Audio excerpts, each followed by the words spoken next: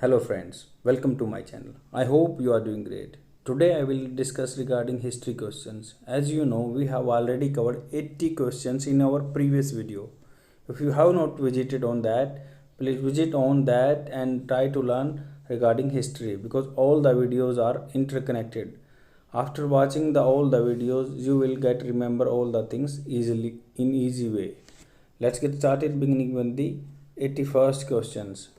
81st question is consider the following statement. The first statement is the office of the Governor General of the Bengal was created by the Regulating Act. जो बंगाल का office का governor general, क्योंकि 1773 से पहले उसको सिर्फ office of governor बोलते थे, उसके बाद गवर्नर जनरल बोलने लगे, जनरल टर्म और लगा दी उन्होंने. The office of the governor general of India was created by the chartered act 1833. कल भी हमने पढ़ा था चार्टर एक्ट के बारे में कि 20 साल के लिए आता था. 1813 में आया, 1833 में आया, 1853 में आया, बट 1853 में स्पेसिफाई नहीं किया गया था कि ये 20 साल के लिए. इनमें 20 साल के लिए रूल बनाए गए थे. और 1773 के बारे में मैंने कल बताया था कि कंपनी के जो कर्मचारी थे वो करप्शन कर रहे थे.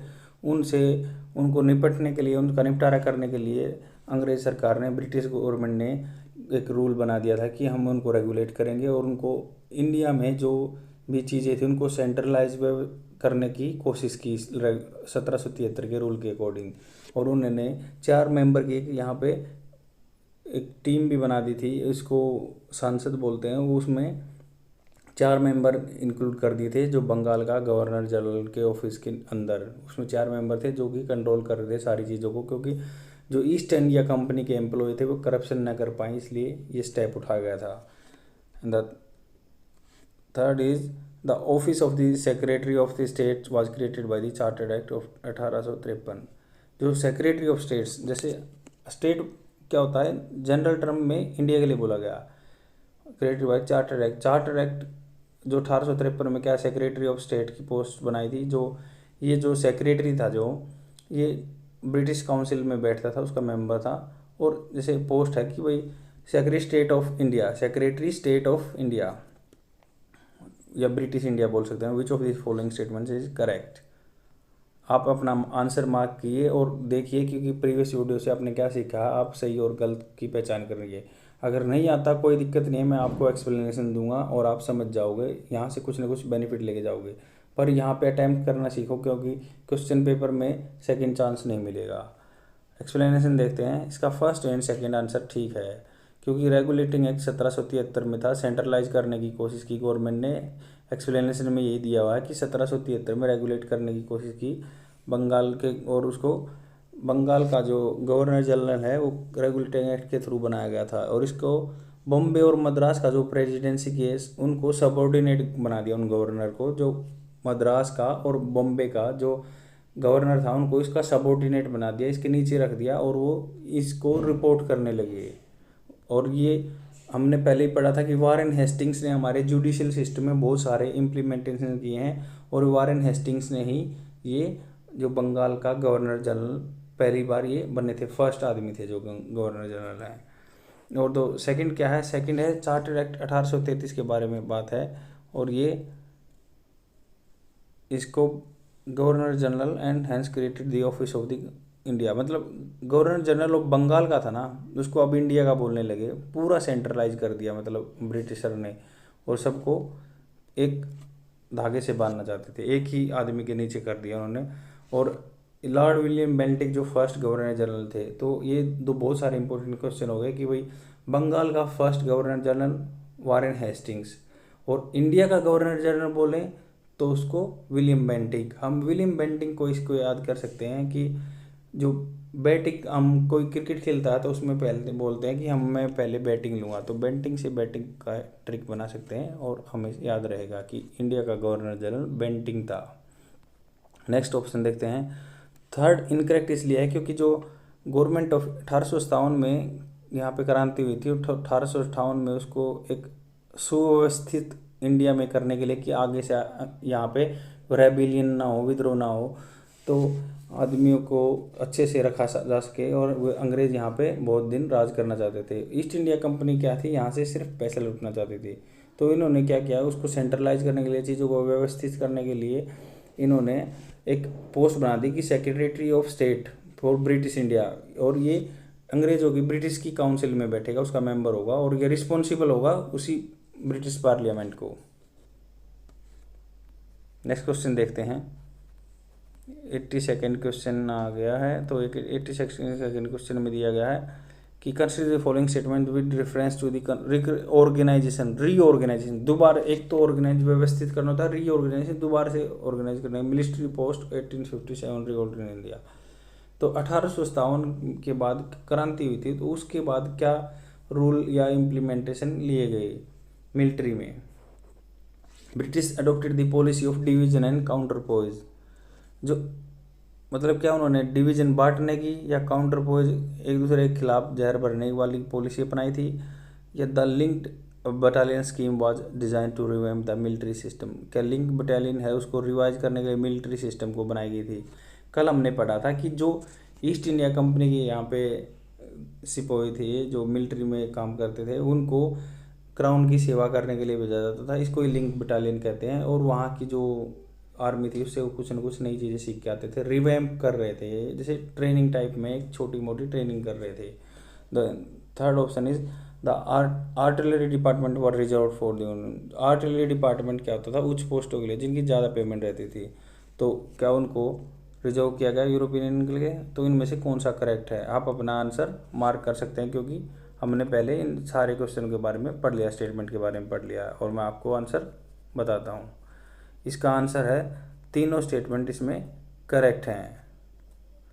और एक्सप्लेनेशन देख लेते हैं। एक्सप्लेनेशन में बताया गया कि British military policy came to be dominate by the idea of division and counterpoise. 1857 में क्रांति हो गई, तो उनको रिवोल्ट के बाद उन्होंने सोचा कि डिवीजन बांटो और इनको एक दूसरे के खिलाफ जहर भरो इनके मन में। तो इन्होंने क्या किया, कास्ट और रिलीजन के नाम पे छोटी छोटी बटालियन बना दी, और जिसको और इंटर पोस्टिंग भी देने लगे। जैसे जो जाट या जिस एरिया का, लोकल एरिया का, उसको दूसरी जगह पोस्टिंग दे दी, और दूसरी जगह वाले को दूसरी जगह, क्योंकि जो वहाँ के एरिया का लोकल अपने बंदे पे वार नहीं करेगा, और दूसरी जगह का आदमी उसको रेबेलियन को वार करने से कर सकता है। और दूसरा क्या है, जहाँ पे इंडियन मिलिट्री में बहुत ज़्यादा, ब्रिटिश इंडियन मिलिट्री में बहुत ज़्यादा इंडियंस थे, उनकी संख्या कम कर दी, और अंग्रेज़ों ने अपने सिपाहियों को विदेश से यहाँ बुला लिया, क्योंकि जितने कम होंगे उनको कंट्रोल किया जा सकता है। अगर ज़्यादा रिवोल्ट करेंगे तो उसको कंट्रोल करना मुश्किल है। और सेकंड ऑप्शन देखते हैं। European troops in India were constantly revamped by periodical visits to England. जो वही मैंने बताया कि जो लिंक बटालियन है वो वहाँ पे जाते थे थोड़े थोड़े दिन के लिए, वहाँ से ट्रेनिंग लेके आते थे और उसको वो क्राउन की सेवा करते थे। वहाँ पे जो गद्दी पे बैठते थे ब्रिटिश में, इंग्लैंड की महारानी विक्टोरिया, और यहाँ पे आते थे थोड़े थोड़े दिन के लिए। और इनका क्या है, हायर पोस्ट जो है आर्टिलरी की जो है डिपार्टमेंट्स की, वो रिजर्व कर दी यूरोपियंस के लिए। नेक्स्ट क्वेश्चन देखते हैं। 83rd क्वेश्चन है, consider the following statement. The constitution position of the British territory in India was explicitly defined for the first time. मतलब ये स्टेटमेंट दी हुई हैं, हमने इन्हें क्रोनोलॉजिकल क्रमानुसार में बांटना है। तो आप ध्यान से देखिए कि ब्रिटिश की टेरिटरी थी इंडिया में, फर्स्ट डिफाइन कर गई थी फर्स्ट टाइम, कब डिसाइड की थी ब्रिटिश टेरिटरी, जहाँ पे अंग्रेजों का एरिया था, उनकी सीमा कब डिसाइड की थी first time. The second option, the principle of non intervention in the affairs of the principal state was introduce. मतलब एक सिद्धांत को, नॉन इंटरवेंशन, एक दूसरे के बीच में हस्तक्षेप न करने का, इन जो प्रिंसली थे, राजा थे, उनके हस्तक्षेप न करने का, क्योंकि वो अपने राज्य में राज कर रहे थे। तो क्या पॉलिसी कब आई। On the third option is office of the governor general and commander in chief were unified. जो गवर्नर जनरल का ऑफिस है, कमांडर इन चीफ का यूनिफाई कर दिया। तो इनको क्रोनोलॉजिकल सीक्वेंस में मिलाना है हमें। आप अपना आंसर मार्क करो, तब तक मैं आपको एग्जैक्ट आंसर बताता हूँ। सेकंड, थर्ड एंड फर्स्ट, ये इसका क्रोनोलॉजिकल ऑर्डर है कि सेकंड में क्या हुआ। जो सेकंड ऑप्शन था, एक्सप्लेनेशन देख लेते हैं।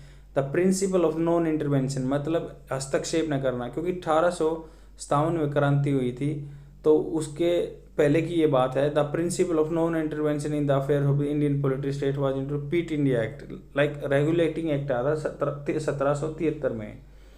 1773 में रेगुलेटिंग एक्ट आया था, क्योंकि यहाँ के जो ईस्ट इंडिया कंपनी के एम्प्लॉय करप्शन कर रहे थे। तो 1784 में आ गया Pitt's India act. Pitt's India act के थ्रू और थोड़ा सा सेंट्रलाइज करने की कोशिश की गवर्नमेंट ने, और सोचा कि थोड़ा सा हम पॉलिसी को लिबरल कर देते हैं कि जो भी ईस्ट इंडिया कंपनी के आदमी जो बिजनेस करते थे, क्योंकि वो प्राइवेट हस्तक्षेप करते थे, यहाँ के राजाओं को परेशान करते थे, उनकी लड़ाई करते थे, तो अंग्रेजी सरकार ने सोचा कि जो पीट्स इंडिया एक्ट के थ्रू ऐसा रूल बना दिया कि जो अपने प्रांत में जो राजा काम कर रहा था उसके इंटरवेन नहीं करना है किसी कंपनी एम्प्लॉय को। ये रूल 1784 में आ गया था। आप इसको ऐसे ऐसे याद रख सकते हैं, पीट्स इंडिया, अगर आप हस्तक्षेप करोगे तो आपको पीट दिया जाएगा। And the third option is the act of 1786 unified the office of the governor general का ऑफिस और कमांडर इन चीफ, मतलब आर्मी के जो मिलिट्री कमांडर होता था उसका और गवर्नर जनरल का ऑफिस 1786 में मर्ज कर दिया गया। And the third option is Charter Act of 1830 explicitly defined in the first time constitution British territory में। जो चार्टर एक्ट 1813 का उसमें टेरिटरी डिफाइन की गई थी, ये अंग्रेजों की टेरिटरी है, क्योंकि वहाँ पे उस टाइम पे राजा भी राज करते थे, प्रोविंशियल अपने प्रजा को अलग तरह से रखते थे। अंग्रेजों ने अपने 1813 में एक चार्टर बना दिया कि उसमें अपनी टेरिटरी सीमा डिफाइन कर दी थी कि ये हमारा राज्य हो चुका है, जैसे कलकत्ता और मद्रास हो चुके थे तब तक। नेक्स्ट क्वेश्चन देखते हैं, 84th क्वेश्चन है, with reference to the Veda Samaj which of the following statement correct. Veda Samaj के बारे में स्टेटमेंट दी हुई है, उनमें से हमें ठीक बताना है। वेद समाज, it was established by Keshav Chandra Sen. And the second option is its member believed in one God. क्या इसके जो सदस्य थे एक भगवान में विश्वास रखते थे। इट कंडेम होता है दोष लगाना। द सुपरस्टिशन होता है रीति रिवाजें जो रूढ़िवादी हैं उनको। And rituals of the Orthodox Hinduism, और रिचुअल्स हैं जो हम अपने कार्यक्रम करते हैं ऑर्थोडॉक्स रूढ़िवादी हिंदुइज्म के। Select the correct answer given below. Veda Samaj के बारे में पूछा गया, क्या इसने ये बातें की थी। आप अपना आंसर तब तक चेक कीजिए। इसका आंसर है तीनों ठीक हैं। एक्सप्लेनेशन मैं आपको बता देता हूँ। एस्टैब्लिश इन मद्रास चेन्नई इन 1864, मतलब जो है वेद समाज जो 1864 में हुआ। आप इसको उससे कंफ्यूज मत करना, स्वामी दयानंद सरस्वती ने बोला बैक टू वेदास, वो अलग चीज़ है। बट ये जो वेदा समाज है ब्रह्मो समाज के इंस्पिरेशन थी, इसके बाद बना ये ब्रह्मो समाज के। और इसका फर्स्ट आंसर करेक्ट है। वेदा समाज was established bye Keshav Chandra Sen and Shri श्रद्धालु नायडू। व्हेन द जैसे जो केशव चंद्र सेन थे 1864 में, इन्होंने ये वेद समाज बना दिया था। And the second statement is also correct. It work to the abolish caste distinction.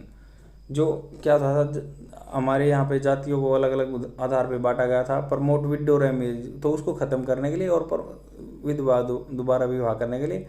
And ladies की वुमेन की एजुकेशन के लिए। Its member believed in one God, एक भगवान में विश्वास रखते थे।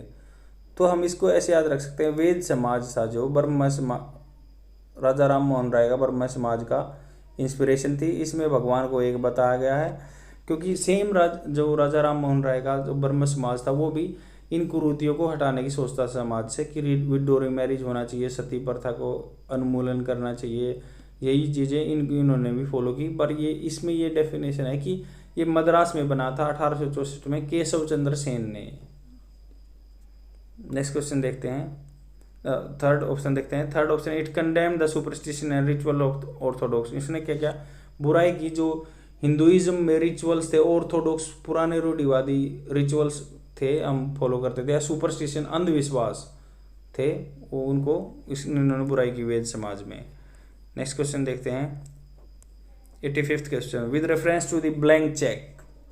अभी ये रिसेंटली न्यूज़ में था, blank cheque company recently mentioned in the news, consider the following statement. First statement है, it is entity specially set up with the objective of acquiring a firm in a particular sector। क्या ये specifically बिल्कुल special उद्देश्य से बनाई गई थी acquire करने के लिए firm in a particular sector. क्या एक कंपनी को प्राइवेट सेक्टर में एक्वायर करने के लिए बनाई गई थी क्या? सेकेंड ऑप्शन है it does not have any operation और revenue when it's goes for final public initial public offering. मतलब आईपीओ होता है, आईपीओ एक इकोनॉमिक्स की टर्म है। जब भी कोई कंपनी बनती है उसके पास पैसा नहीं होता, वो आईपीओ करती है। मतलब आईपीओ होता है वो अपने शेयर्स बेचती है। शेयर्स बेचती है किसको? कस्टमर को। कस्टमर से उसको पैसा, अपना कोई भी प्रोजेक्ट बढ़ाने के लिए कस्टमर को शेयर बेचती है और उनसे फंड इकट्ठा करती है, पैसा इकट्ठा करती है और उनसे अपना प्रोजेक्ट स्टार्ट करती है। क्योंकि उसको तो पूंजी लेके आनी है, बैंक से लोन नहीं ले रहे, तो वो ऐसा है अपना प्रोजेक्ट करके। जो भी कंपनी होती है ह्यूज अमाउंट में होती है, एक आदमी के पैसे से वो कभी चल नहीं सकती। तो शेयर होल्डर अपना पैसा इसमें डालते हैं, कंपनी को देते हैं और शेयर खरीदते हैं, उसको इनिशियल पब्लिक ऑफरिंग बोलते हैं। Third option is there is a risk of investor losing the money if the acquisition does not take place within the 2 year of IPO। क्या है? इन्वेस्टर जैसे जो शेयर खरीदेंगे, losing the money if acquisition, मतलब 2 साल तक इन्होंने अपना वापस शेयर नहीं लिए तो क्या उसका खतरा होता है लॉस का इन्वेस्टर का। विच of the statements is correct? आप अपना आंसर मार्क कीजिए, मैं आपको करेक्ट आंसर तब तक बताता हूँ। इसका करेक्ट आंसर बी है, first and second statement correct है। एक्सप्लेनेशन देख लेते हैं। रिसेंटली रिन्यूएबल एनर्जी प्रोड्यूसर, जैसे क्या है, एक कंपनी थी रिन्यूएबल एनर्जी, जैसे जो अक्षय योजना बोलते हैं उसको, ऊर्जा बोलते हैं, जिसमें जो खत्म ना हो, रिन्यूएबल एनर्जी, अक्षय योजना। तो ये कंपनी का नाम है रिन्यू पावर, कंपनी है रिन्यू पावर। इसने अनाउंस किया था agreement to merge RMG acquisition corp 2, ये कंपनी का नाम है RMG। रिन्यू पावर एक कंपनी है, जो इस दूसरी कंपनी है RMG। इन्होंने क्या किया, इसको RMG को बोला ए ब्लैंक चेक कंपनी और special purpose acquisition company, SPAC. या ब्लैंक चेक बोल दो या स्पेशल पर्पज एक्विजिशन कंपनी बोल दो। इसका फर्स्ट स्टेटमेंट करेक्ट है। Blank cheque company also known as special purpose acquisition company. इसको स्पेशल पर्पज, कुछ स्पेशल पर्पज के लिए एक्विजिशन करती है कंपनी।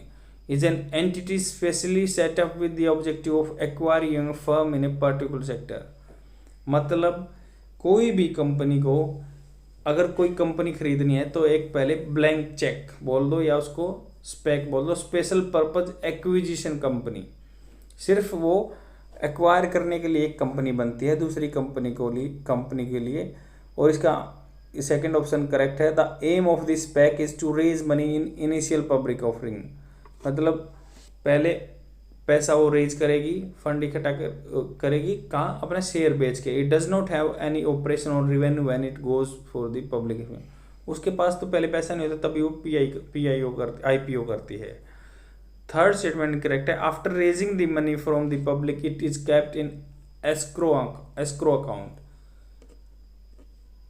देखो एस्क्रो अकाउंट ये होता है, जैसे मान लो कोई कंपनी बनी, उसको ब्लैंक चेक बोल दिया उन्होंने कि स्पेशली कोई कंपनी क्या है, उसको एक्वायर करने के लिए बनाई जाती है कंपनी नए नाम से। इसके पास पैसा होता नहीं है क्योंकि ये तो दूसरी कंपनी को एक्वायर करना चाहती है, तो खरीदना चाहती है, तो ये IPO करेगी, इनिशियल पब्लिक ऑफरिंग करेगी, शेयर्स को बेचेगी, पैसा इकट्ठा करेगी। पर ये क्या, पैसे को इस कंपनी को पैसे को एस्क्रो अकाउंट में रखा जाता है। एस्क्रो अकाउंट होता है जैसे 2 आदमी लेन देन कर रहे हैं, इसको इस पे बिलीव नहीं है, इसको इस पे बिलीव नहीं है, एक थर्ड पर्सन है, थर्ड पार्टी है, ये पैसा जो भी उनके बीच में लेन देन हो रहा है उसका पैसे को यहाँ पे डिपॉजिट कर देंगे थर्ड पर्सन के बाद। और अगर ये बात से मुकरता है तो ये रिस्पॉन्सिबल होगा इसके लिए, ये इसको पैसा दे देगा। अगर ये बात से मुकरता है तो ये रिस्पॉन्सिबल होगा इसको पैसा देने के लिए। यही इसको एस्क्रो अकाउंट बोलते हैं कि इस पे एक्सेस दूसरे का भी हो सकता है अगर कोई बात से मुकरे तो। It is the acquisition not done within the 2 years of the IPO।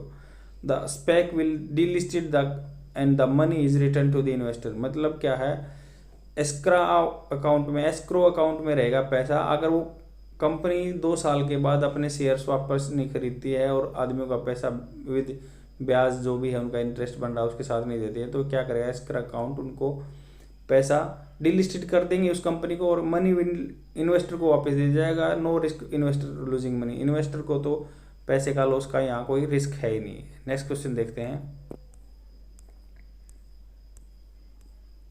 86 question, with reference to the following factors was responsible for the drain of the wealth from the India during British rule। ये बोला गया कि जो अंग्रेजों के time में drain है अपना, बोलते हैं ना कि यहाँ से सब अंग्रेज पैसा लूट के चले गए, वो कैसे क्या है उसके बारे में स्टेटमेंट दिया गया, हमें करेक्ट बताना है। The first option is salary and pensions of the civil and military official. जो सैलरी थी, पेंशन थी, सिविल या मिलिट्री ऑफिशियल थी, उनका क्या ड्रेन ऑफ वेल्थ था। हाँ, क्योंकि वो अंग्रेज थे मोस्टली। जो लोअर रैंक के जो थे इंडियंस थे, हायर रैंक के ऑफिशियल ईस्ट इंडिया कंपनी के या जो आर्मी के ऑफिशियल थे, वो यहाँ से पेमेंट लेते थे गवर्नमेंट एक्सचेकर से, इंडियन गवर्नमेंट एक्सचेकर, जिससे उनके इंडिया का पैसा ड्रेन हो रहा था ब्रिटिश में। And the second option is the payment to be made for the shipping and banking and insurance services. जो क्या है, शिपिंग, जहाज से जो सामान जाता है उसको शिपिंग बोलते हैं, बैंकिंग या इंश्योरेंस सर्विस, उसके लिए पैसे जाता था, तो वो क्या उसका ड्रेन होता था इंडिया का पैसा। And third is weapon and goods purchase for the British Indian army. Weapon खरीदते थे या चीज़ें खरीदते थे जो ब्रिटिश इंडियन आर्मी थी। इसमें से आपको फोर्थ और है इन interest on the loans taken by the government of Britain from the abroad. Interest लिया ब्रिटिश गवर्नमेंट ने, जैसे इंग्लैंड, ब्रिटिश गवर्नमेंट मान लो इंग्लैंड है, तो इंग्लैंड ने पैसा ले लिया यूएसए से, तो क्या वो भी ड्रेन हो रहा था इंडिया का पैसा। तो आप अपना आंसर मार्क कीजिए, मैं आपको तब तक करेक्ट आंसर बताता हूँ। इसमें है फर्स्ट, सेकंड एंड थर्ड। इसमें फर्स्ट, सेकंड एंड थर्ड इसलिए ठीक है, हाँ ऑफिशियल हैं, वो ब्रिटिश ऑफिशियल हैं, उनको ज़्यादा पेमेंट दी जा रही है, तो उनको इंडिया का पैसा ड्रेन हो रहा था। तो इसको दादा भाई नारोजी ने अपनी बुक लिखी थी poverty and un British rule in India, मतलब गरीबी थी जो un British rule in India. क्यों थी? क्योंकि वो सारा तो पैसा अंग्रेज ले गए थे।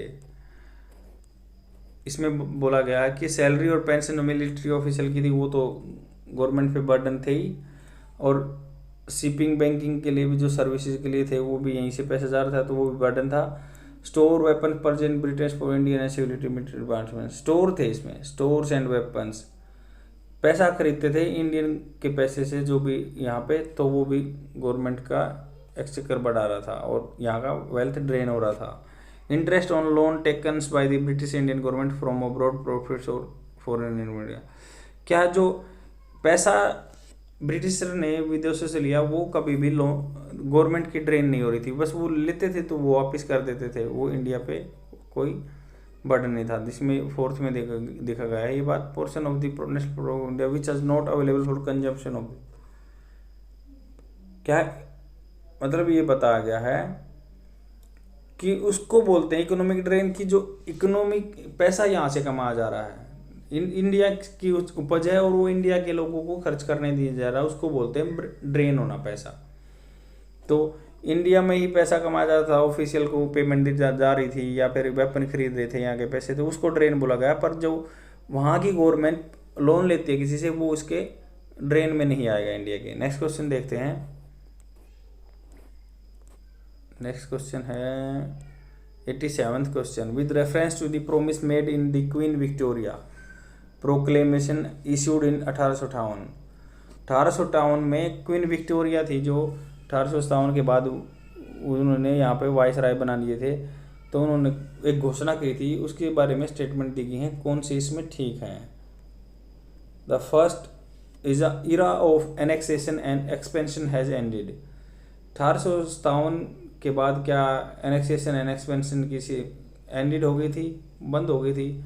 इससे पहले भी मैं बता रहा था कि आपको इंटरवेंशन, जो सूबों में इंटरवेंशन नहीं करना है, वो 1773 में आ चुका था कि रेगुलेटिंग एक्ट के through the India states were henceforth to recognise the paramountcy of the British government. मतलब हैंसफोर्थ, अब से आगे, टू रिकॉग्नाइज द पैरामाउंटेसी, मतलब उसको संप्रभु मानना, सर्वोत्तम मानना ऑफ द ब्रिटिश क्राउन, अंग्रेजों के राज को। And to abolish the office of the secretary of the state. क्या जो सेक्रेटरी ऑफ स्टेट का ऑफिस, हमने बताया कि रेगुलेटिंग एक्ट के थ्रू उसमें क्या है, एक ऑफिस बना दिया था सेक्रेटरी ऑफ स्टेट्स का, क्योंकि वो वहाँ पे चाहते थे कि हम अच्छी तरह से शासन चलाएं यहाँ पे। विच of the following statements is correct. आप अपना आंसर मार्क करो और इसका first and second answer correct है। एक्सप्लेनेशन देखते हैं इसका। एक्सप्लेनेशन में बोला गया the assumption of the government of India by the sovereign of the great Britain was announced by Lord Canning. क्या है, इन्होंने बोला कि जो लॉर्ड कैनिंग थे उन्होंने अजम्पशन कर दिया था। कल भी हमने इसके बारे में पढ़ा था कि 1857 की क्रांति के बाद 1858 में इलाहाबाद दरबार में इन्होंने उनकी घोषणा कर दी थी कि अब हम क्वीन विक्टोरिया के अंडर आ गए हैं और हमें उनकी नॉर्म्स के अकॉर्डिंग बिहेव करना है। रिलीजियस फ्रीडम दे दी थी, क्योंकि 1857 में क्रांति हुई तो विक्टोरिया ने बोला कि रिलीजियस फ्रीडम इंडिया को दो, जो यहाँ के ऑफिशियल हैं ब्रिटिश ऑफिशियल उसमें वो नहीं करेंगे। और इसमें क्या था, आईएएस जो यूपीएससी के एग्जाम थे वो भी सिविल सर्विसेज के लिए विदाउट रेस और क्रीड ऑप्शन खोल दिए गए थे। फर्स्ट इसका स्टेटमेंट करेक्ट है। As per the Queen proclamation for the era of annexation and expansion had ended. मतलब घोषणा की थी, हालांकि वो पूरी तरह से ख़त्म नहीं हुई थी, पर उन्होंने बोल दिया था कि अब ये कभी भी आगे एक्सपेंशन नहीं करेंगे और ना एनेक्सेशन कब्जा करेंगे, क्योंकि वो राजाओं को डिग्निटी देना चाहते थे जो यहाँ के थे, क्योंकि उसी की वजह से अगर उनकी डिग्निटी खत्म होती थी तो इंडियंस थे जो वो भड़क उठते थे, और 1857 की क्रांति का वो एक रीजन माना जाता है। The Indian states were the henceforth to recognise paramountcy of British and were treated to as part of single charge. मतलब इसके बाद क्या बोला कि 1858 में एक सिंगल चार्ज के अंदर इंडिया आ गया था, जो भी ब्रिटिश क्राउन के। थर्ड स्टेटमेंट इनकरेक्ट है। The act for the betterment government of India 1858 government of India act declare Queen Victoria as the sovereign of the British India. ही बात हमने पहले की, 1858 के बाद क्वीन विक्टोरिया को या सोवरन बता देगा, संप्रभुत्व बता देगा, उससे ऊपर कोई नहीं माना गया, और उससे हम उसके अंडर ही इंडियंस आने लगे थे उस टाइम पे। For the appointment of the secretary state A member of British cabinet. इन्होंने बोला कि ब्रिटिश कैबिनेट में विक्टोरिया ने बोल दिया था कि वहाँ पे सेक्रेटरी ऑफ स्टेट का एक मेंबर होना चाहिए। तो ये इसमें आंसर में बोला गया था कि क्या अबोलिश कर दिया था, नहीं, इसमें ये करेक्ट है कि यहाँ से एक सेक्रेटरी ऑफ स्टेट को यूएसए कैबिनेट में लगा रहने दिया था। नेक्स्ट क्वेश्चन देखते हैं। 88th क्वेश्चन है, what is the correct chronological sequence of the flying Maratha confederacy joining the subsidiary alliance. कल भी हमने इस बारे में पढ़ा था कि लॉर्ड वेलजली, जिसकी वैली जल गई है, वो सब्सिडरी मतलब सहयोगी बनेगा, किसी का अलायंस में आ जाएगा। इसके ऑप्शन देखते हैं। होलकर, पेशवा, सिंधिया, भोसले। अभी क्या है, ये मराठा सरदार थे सब, होलकर, पेशवा, सिंधिया, भोसले। इनमें से सबसे स्ट्रॉन्ग होलकर थे जो फर्स्ट ऑप्शन पे है, वो सबसे लास्ट में अंग्रेजों की चुंगल में आए थे। और सबसे पहले बात करेंगे हम कि सबसे आपका अपना करेक्ट आंसर बताइए कि इनको क्रोनोलॉजिकल ऑर्डर में डालना है। 2 4 3 1। एक्सप्लेनेशन देखते हैं कि the chronological order is the Peshwa थे, जो पेशवा क्या है, कल हमने बात की थी कि नाना साहेब बोलते थे बालाजी बाजीराव को। इसमें क्या, ट्रीटी ऑफ बसाइन, हिंदी में बसेन बोलते हैं इसको। दिसंबर 1802 में Peshwa agreed to join subsidiary alliance. क्या हुआ था 1802 में कि होलकर जो थे और भोसले थे वो पावरफुल थे, उन्होंने मिलके अटैक कर दिया था बालाजी बाजीराव पे। बालाजी बाजीराव ने क्या हुआ, अंग्रेजों का डोमिनेंस मान लिया और इनसे अपनी वो सेफ हेवन बना लिया, उनके पास शरण ले ली इसने और सब्सिडरी अलायंस में चला गया। अंग्रेजों का कहना था कि लॉर्ड वेलजली का, अगर आपको किसी एक्सट्रीमिस्ट से प्रॉब्लम है, किसी अटैक से प्रॉब्लम है, आप हमारे पास आओ और हम आपको सब्सिडरी मानेंगे और आपका राजा आप रहोगे, बट हमारा भी एक आपके दरबार में एक मेंबर होगा, और जो हमारी फोर्सेस हैं उनका खाना पीना आपके एक्सेस खर्चे पे होगा, और जो पेमेंट आपके खर्चे पे होगी। हम तो सिर्फ आपसे पैसा पैसा वसूलेंगे और आपको सारी रिस्पॉन्सिबिलिटी लेनी है। 1802 बसेन ट्रीटी में हुआ था ये, सब्सिडी अलायंस में चले गए थे पेशवा सबसे पहले। तो आपको ऐसे याद रख सकते हो कि पेशवा पैसा सबसे पहले खर्च होता है। तो जैसे अब उसके बाद 1803 में आए कि लगातार जैसे अंग्रेज एक्सपेंशन करते जा रहे थे हर साल। वो 1802 से स्टार्ट हुए, भोसले को सबसे पहले पेशवा को, भोसले को, सिंधिया को और लास्ट में होलकर को। होलकर इनमें सबसे स्ट्रॉन्ग थे, उनको लास्ट में कवर कर लिया था। ऐसे ही तो पैन इंडिया एम्पायर बना था अंग्रेजों का। 1803 में देवगांव की संधि हुई थी, वही भोसले ने भी ऐसे ही ज्वाइन कर लिया था क्योंकि होलकर इनके भी खिलाफ फिर आए थे।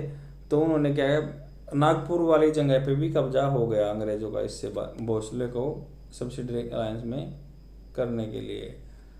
उसके बाद है सिंधिया।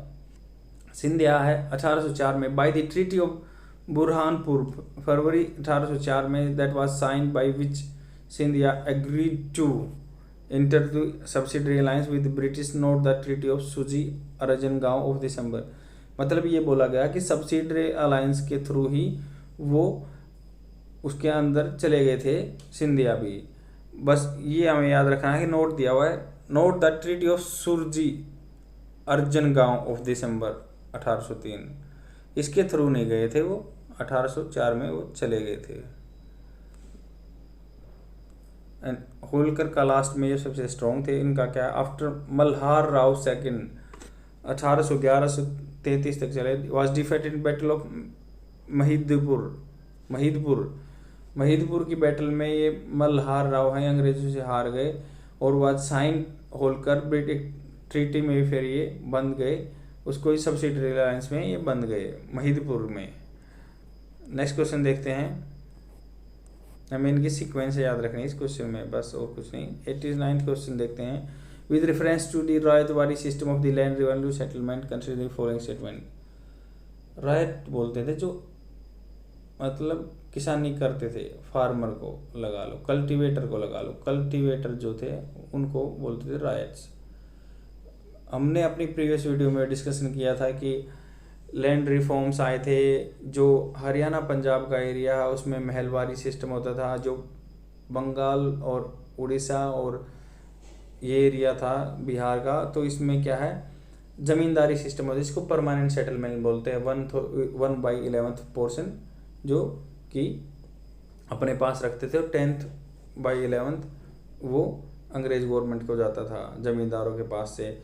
इसमें रायतवाड़ी में क्या है, अभी मैंने उसको बताया था कि जो जमींदारी सिस्टम है लॉर्ड कॉर्नवालिस ने किया था, और इधर साउथ में जो कर्नाटका महाराष्ट्र वगैरह और ये तमिलनाडु में थॉमस मुनरो थे, उन्होंने थॉमस हेक्टर मुनरो उन्होंने ये सेटलमेंट लाया था कि राइट से ही, जैसे किसानों से ही, कल्टीवेटर से ही पैसा इकट्ठा करना है।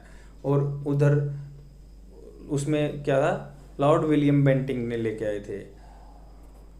और जो हरियाणा पंजाब महलवारी सिस्टम है, दारिवान, अब ऑप्शन पढ़ते हैं, दारिवान assessment based on soil and quality of field area. Yes, जो उसकी सोयल की क्वालिटी देखी उन्होंने और फील्ड एरिया देखा तभी रायतवाड़, क्योंकि वो हम इसको ऐसे भी याद रख सकते हैं, साउथ में ज़्यादा एजुकेटेड आदमी है तो उन्होंने सब पैरामीटर देख के ही टैक्स लगाया थॉमस मुनरो ने। The absence of the large zamindar was a major reason for the eruption of this. वहाँ पे बड़े जमींदार नहीं थे, सबके छोटे छोटे हिस्से थे। क्या इसलिए it cover the list area as compare to the other land revenue settlement, इसने कम एरिया को कवर किया। The fourth option, the Madras torture commission 1854 was set up to check oppressive method of revolution collection. क्या इसके बाद एक कमीशन बैठा था कि इसमें कम पैसे इकट्ठे हुए थे। आंसर बताइए आपका, तब तक मैं आपको अब एग्जैक्ट आंसर बताता हूँ एक्सप्लेनेशन के साथ। First and second and fourth इसका आंसर करेक्ट है। एक्सप्लेनेशन देखते हैं। इसमें स्टेटमेंट करेक्ट है क्योंकि उन्होंने रेवेन्यू ऑफिसर ने सर्वे किया था और देखा था कंडीशन क्या है सोइल की, उसी पे उन्होंने टैक्स लगा दिया था। सेकंड इसमें क्या है, 1792 ऑफिसर मुनरो और रेड, दो ऑफिसर थे, मुनरो एंड रेड ने एडमिनिस्ट्रेशन को भेजा और उन्होंने मद्रास को जीत ही रखा था। तो उन्होंने कहा कि जमींदार वहाँ पे जमींदार नहीं थे, छोटे छोटे किसान थे, कल्टीवेटर थे, उन्हीं से ही उन्होंने कर वसूलना स्टार्ट कर दिया। थर्ड इनकरेक्ट है क्योंकि जो रायतवाड़ी सिस्टम है, बॉम्बे में, बॉम्बे बोलते थे पहले महाराष्ट्र को, ईस्ट बंगाल में, असम में, कुर्ग में और मद्रास में, जहाँ पे कॉफ़ी वगैरह पैदा होती थी, उसको, चाय को या उसको उन्होंने कवर कर दिया था रायतवाड़ी सिस्टम में। It covered 51% of the British India, higher than the land revenue system like the permanent settlement Mahalwari system. Permanent Bengal area और महलवाड़ी सिस्टम पंजाब हरियाणा एरिया।